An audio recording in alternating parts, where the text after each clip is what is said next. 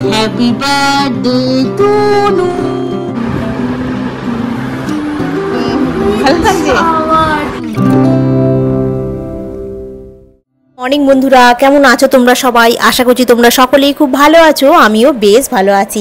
আজ হলো বৃহস্পতিবারের সকালবেলা ঘুম থেকে উঠেই আগে জানলাটাকে খুলে দিলাম। একটা সুন্দর হাওয়া ঢুকছে, যেন বেশ ভালো লাগছে। আর তারপর বিছানাটাকে গোছালাম। মানে প্রতিদিনই সেই একই কাজ। আজকের দিনটা তবে একটু স্পেশাল, জানো তো, বিশেষ করে আজকের সকালটা, কারণ আজকে হচ্ছে তনুর জন্মদিন। কিন্তু তনুর অফিসের চাপে তনুর বার্থডেটা তনু ভুলেই গেছে।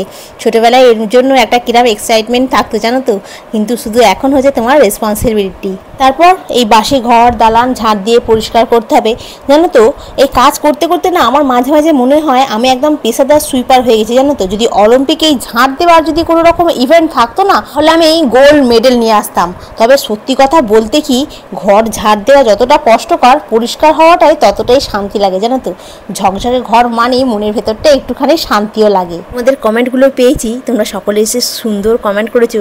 সজাল চ্যাটার্জি, মিতা মুখার্জি, পম্পা, নিবেদিতা, পাঞ্চালি, ইসিতা, সুস্মিতা, মধুমিতা, প্রিয়াঙ্কা, তোমাদের প্রত্যেকের কমেন্ট আমাদের কাছে অনেক বড় আশীর্বাদ। সত্যি মনে হচ্ছে নিজের আত্মীয়রাই পাশে আছে। তনুর জন্য সবাই এত ভালোবাসা শুভেচ্ছা পাঠিয়েছো, সত্যি মনটা ভরে গেল গো। আজকে চা হচ্ছে সকাল 6টার সময়, কারণ তনুর অফিস আছে। Happy birthday to you, happy birthday to happy birthday. তোমার মনেই নেই, তুমি ভুলেই গেছো। সেদিনকে পর্যন্ত বলছিলে আমার বার্থডেতে কি হবে কি হবে কি হবে। আজকে কাজের চাপে তুমি ভুলেই গেছে, তুমি আজকে জন্মদিন। কেন কেক নিয়ে আসেনি, ভুলে গেছি। আমিও কালকে আসার সময়, আজকে আসার সময় আসবো সন্ধ্যাবেলা নিয়ে কেক কাটবি। আচ্ছা আচ্ছা, শপিং মলটা আবার যেতে হবে তো। ঠিক আছে, ওইখানে বলবি ডক্টর ওটকারের ব্রাউনি। আচ্ছা, ডক্টর ওটকারের ব্রাউনি, তাই তো? ঠিক আছে, এখন চা বিস্কুট খেয়ে নি। ঠিক আছে, আরে এই লোকটা যদি যা ব্রাউনি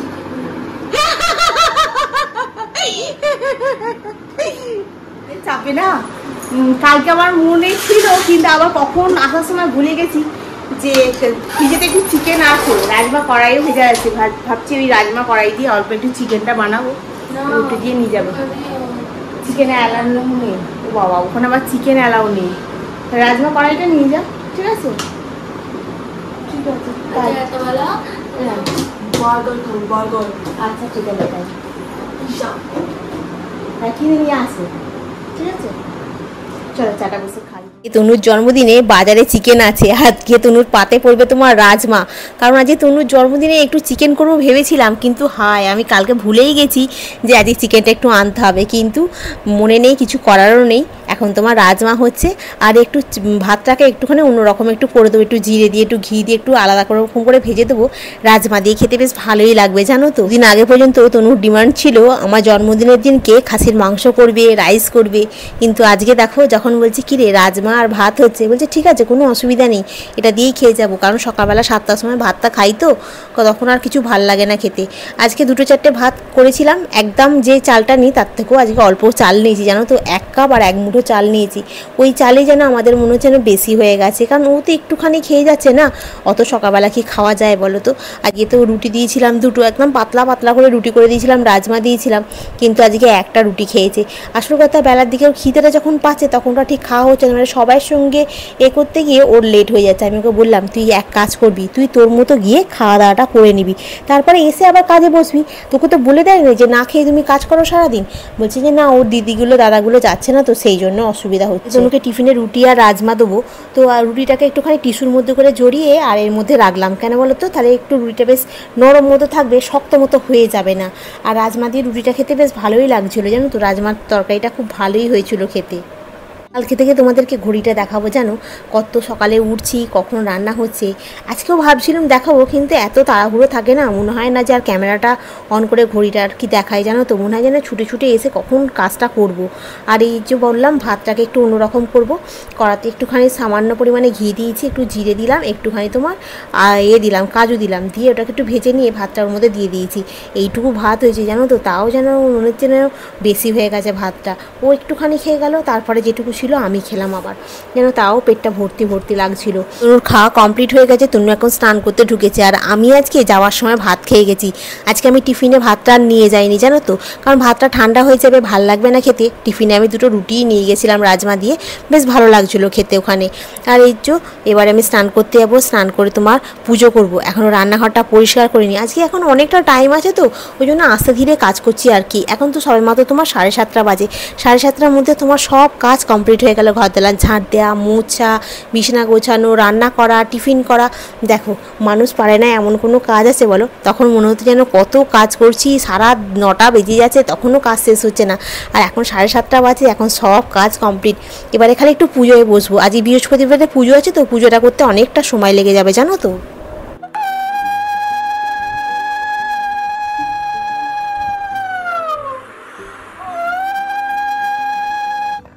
আমি বাড়িতে এসে একটু চা করে খেয়েছি, খেয়ে কিছু বাসন ছিল, সকালবেলা টিফিন খেয়ে গেছি, সব বাসন মেজে গেছিলাম, তারই মধ্যে কিছু বাসন ছিল যেগুলো মানে যাওয়ার সময় খেয়ে গেছিলাম। ভাত ছিল, আমি যাওয়ার সময় ভাত খেয়ে গেছি, আর রুটি নিয়ে গেছিলাম, রুটি আর রাজমা নিয়ে গেছিলাম, আর ভাত, টক দই আর ডিম সেদ্ধ খেয়ে গেছিলাম। আর তনু রাজমা দিয়ে ভাত খেয়ে, আজ তনুর জন্মদিন, কিন্তু জন্মদিন ভুলে কি হবে, কালকে আসার সময় মাংস নিয়ে আসিনি, আর ওদের ওখানে মাংস আমার ফ্রিজেতে আছে সলিড পিস, ভেবেছিলাম আজকে একটুখানি রাজমাতে দিয়ে দেবো, খেতে ভালো হবে।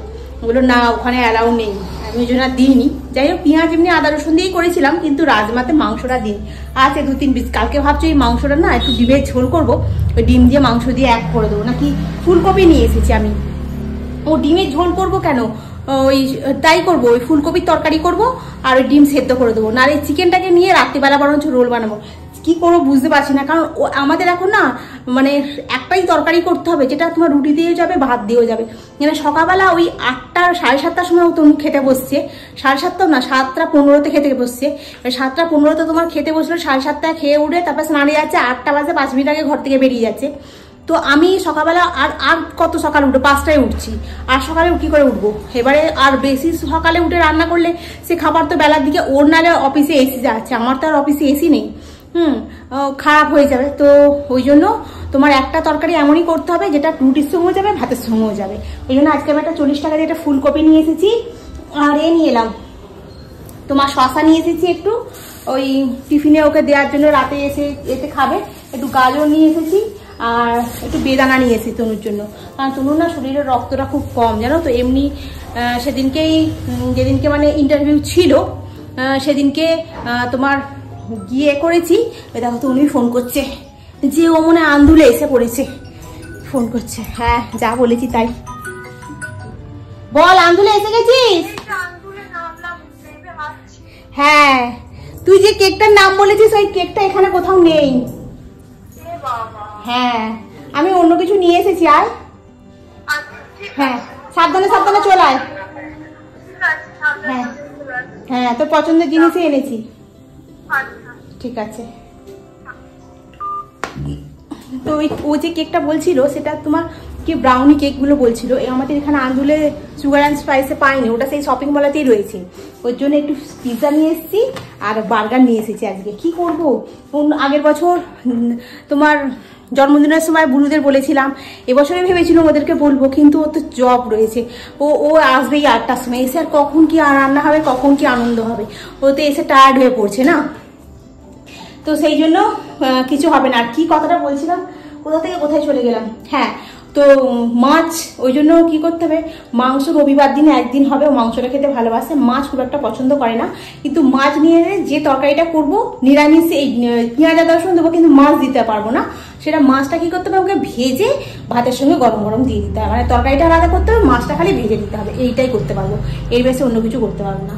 তো চলো এখন বাজারগুলো একটুখানি গুছিয়ে রাখি, ও তো আন্দুলে এসে গেছে, আসলে পিৎজাটা দেখে আর বার্গারটা দেখে খুব খুশি হয়ে যাবে। আর ওই যে কেকটা বলছে আমি পাইনি আন্দুলে কোথাও। তো চলো বন্ধুরা এখন রাখি, আসুক, আসলে ওটাকে দেখাই, আর খুশি হবে খুব। আর আমার এক বন্ধু বলছিলে, বন্ধুর নামটা কি ছিল, সুস্মিতা বিশ্বাস, দাঁড়াও 1 সেকেন্ড একটুখানি হোল্ড করি। হ্যাঁ দাঁড়াও, নালে না পরে গিয়ে আমি ওটা ভুলে যাবো জানো তো। আমার এখন এতগুলো মনে হয়েছে, মানে কি বলবো তোমাদেরকে। ধরো আমি একটা কিছু জিনিস মানে অফিসে যাই, যখন এই ফোনটা নিয়ে যাই, আমি রাস্তাতে কিছু ভিডিও করি, আর আমি এই ফোন থেকে এই ফোনে ট্রান্সফার করবো, সে ভুলে গেছি। সুস্মিতা বিশ্বাস। হ্যাঁ আমি দেখেছি তখন।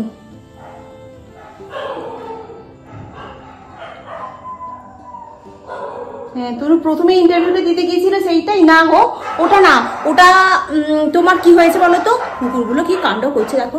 ওটা যখন প্রথম দিতে গেছিল আমি নিয়ে গেছিলাম, তোমার ওটাকে কি বলেছিল বলো তো, মানে তোমার 10:30 থেকে 10:30 থেকে 7:30 পর্যন্ত ডিউটি। তুমি বললে আমি এতক্ষণ ডিউটি দিতে পারবো না। আর বাকি আদার্সগুলোতে যেগুলো গিয়েছিল সেগুলোতেও ওকে মানে একটা গিয়েছিল তোমার কলকাতার সাইডেই, ওগুলোতে গিয়েছিল, ওগুলোতেও ওকে বলছিল যে আসো আসো পরের দিন আসো। আমি ওকে আরাম করেছিলাম, আমি বলছি ও নিজের থেকেও যায়নি, আর স্টাইপেন্ডটা খুব একটা ভালো দিচ্ছিল না, আর তোমার ডিউটি টাইমটা মোটামুটি ঠিক ছিল। বিশেষ করে একদম একটা কাছে ছিল, তার ডিউটি টাইমটা একদমই মানে কাছে, তার সে আবার স্টাইপেন্ডটা মানে খুবই কম দিচ্ছে, মানে বলার মতো নয়। সেই জন্য ও যাবে না বললো। আর এখন যেটাতে নতুনটাতে করছে মোটামুটি একটা স্টাইপেন্ড দিচ্ছে, আর জায়গাটাও বেশ সুন্দর, আর পরিবেশটাও ভালো, ওই জন্য আবার এখানটাতে গেল। কিন্তু কোথায় কাজ করছে সেটা আমি আর তোমাদেরকে বলছি না, কেন এটা তো অনলাইন বুঝতেই পারো, সেই জন্য বলছি না। আমাকে তার আগের দিনকে মধুমিতা বলেই দিয়েছিল যে তনু কোথায় জব করছে সেটা কিন্তু তুমি একদম ভিডিওতে বলবে না। আনছি না না সেটা বলি, কারণ তোমরা বন্ধু, তোমরাই এটা খেটা রাখি, রেখে কথা বলি, তোমরা বন্ধু তোমরাই আমাকে বারণ করে দাও যে এইটা করবে না, এটা করলে খারাপ হবে, এটা করলে ভালো হবে। তো সেই জন্য আমি কোথায় এখন জব করছি সেই জায়গাটা আমি বলছি না। হ্যাঁ তবে জায়গাটা ভালো, খারাপ নয়, ঠিক আছে। আমি নিজে গেছি, দেখে এসেছি, বেশ ভালো লেগেছে আমার পরিবেশটা। আর চলো, আর সেটা কাছাকাছির মধ্যেই। হ্যাঁ আর কি বললাম যেন একটা কি, আর তোমাদের সকলের কমেন্টগুলো পেয়ে খুব খুশি হলো। অনেকদিন পরে নিবেদিতা কমেন্ট করেছো, প্রিয়াঙ্কাও খুব কমেন্ট করেছো, তোমাদের কমেন্টগুলো পরপর দেখতে পাচ্ছি।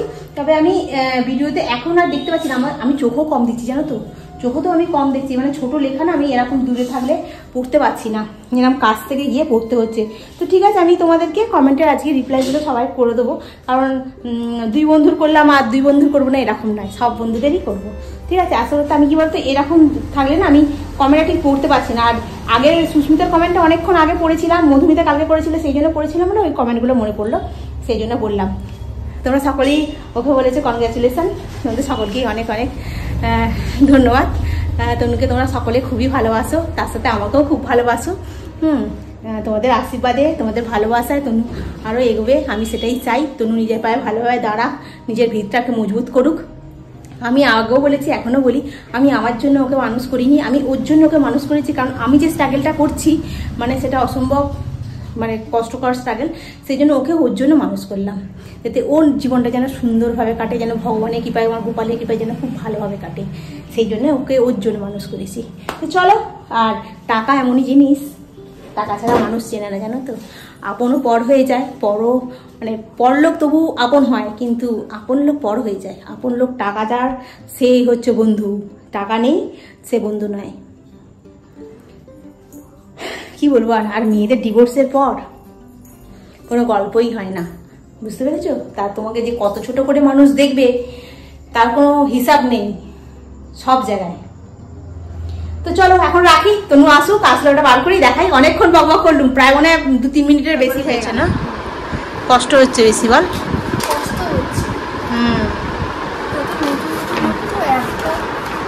আস্তে আস্তে ওটা অভ্যেস হয়ে যাবে, প্রথম তো একটু ওরকম মনে হবে। আচ্ছা ঠিক আছে, রেখে দেবো। নে এটা খোল।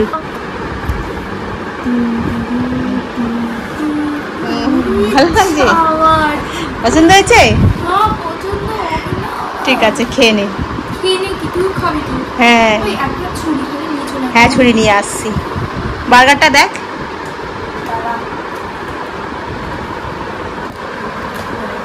উল্টে গেছে।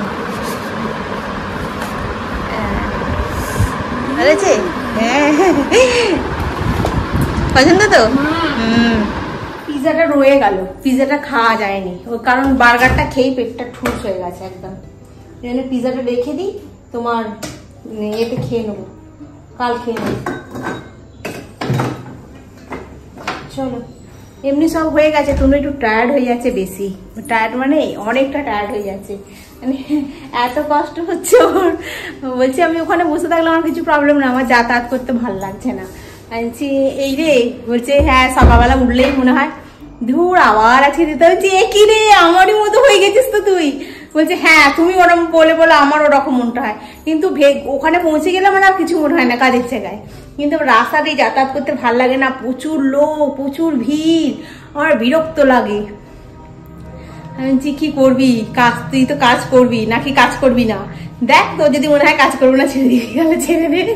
বলছে না ওরম বলবে না। আমি ঠিক আছে, আসল কথা 2-4 দিন একটু অসুবিধা হবে, একটু প্রথম প্রথম না, একদম তো কিছু করতো না, না বাইরে ঘরের ভেতরে বসে বসে ওই তোমার আমার এটা বলো না খাটে যে তোষো মানে গদিটা আছে, গদিটা নেমে গেছে। হ্যাঁ প্রথম প্রথম ভিডিওতে তোমাদের বলেওছি যে দেখো হাটের গদিটা নেমে গেছে, মানে এক জায়গায় বসে বসে, জানো তো। ও ঠিক আমার মানে বোনের মতো, মানে মাসির মতো, হ্যাঁ এক জায়গায় বসে বসে এইরকম করতো, আর বসে বসে ওইরকম পড়েছে সারাদিন, পড়তো এ করতো। কিন্তু এখন তো বেরোতে হচ্ছে না বাইরে, সেই জন্য একটু টায়ার্ড হয়ে যাচ্ছে, আস্তে আস্তে ঠিক হবে আর কি। তো চলো দেখো, মায়াও লাগছে খুব। কি বলবো, আর কাজ তো করতে হবে, পড়াশোনা শিখেছে, আর তো বসে তো থাকতে পারবে না, ও ইচ্ছা চাই আমি যদি বলিও বসে পারবো, তো আর বসতে পারবে না। না দেখো এতদিন তো আমি ইনকাম করে নিয়ে আসছি, খাওয়াচ্ছি, আর এখন কি ওকে খাওয়াতে পারবো না নাকি ওর পয়সার জন্য বসে থাকি, সেটা তো নয়। বলছি কি করবি, দেখ তাহলে যেতে হবে না। বলছে হ্যাঁ উল্টো না বলবে না। আজ দাঁড়া না, অভ্যেস হয়ে যাবে আস্তে আস্তে। জলটা ওখানে বেশি খাওয়া হচ্ছে না, সবাই দেখছে জল বেশি খাচ্ছে না, বাথরুমে যাচ্ছে না। তুই সবাই সঙ্গে কেন তুলনা করছিস, তুই তোর মতো জল খাবি, তুই তোর মতো বাথরুমে যাবি, তুই তোর টাইমে খেয়ে নিবি, তুই ওদের সঙ্গে কেন করছিস? যে মালিক সে তো তোকে বলে দিয়েছে যে তোমার এই টাইমে টিফিন আওয়ার্স, তারা তাদের মতো কাজ করছে, তুই তোর মতো কাজ করে টিফিনটা খেয়ে চলে আসবি, এসে এ করবি। আর দিদিদের বলে দিবি, যেখানে দাদারা দিদিরা যারা আছে, দিদি আমার বেশি বেলায় খেলে আমার গ্যাস হয়ে যাচ্ছে, হজম হচ্ছে না, তাহলেই তো হয়ে গেল। তো চলো আস্তে আস্তে ওর অভ্যেস হবে। আজকে ব্লগটা এখানেই শেষ করছি, নেক্সট ব্লগে আবার তোমাদের সঙ্গে দেখা হবে। তোমরা খুব ভালো থেকো, সুস্থ থেকো, খুব সাবধানে থেকো।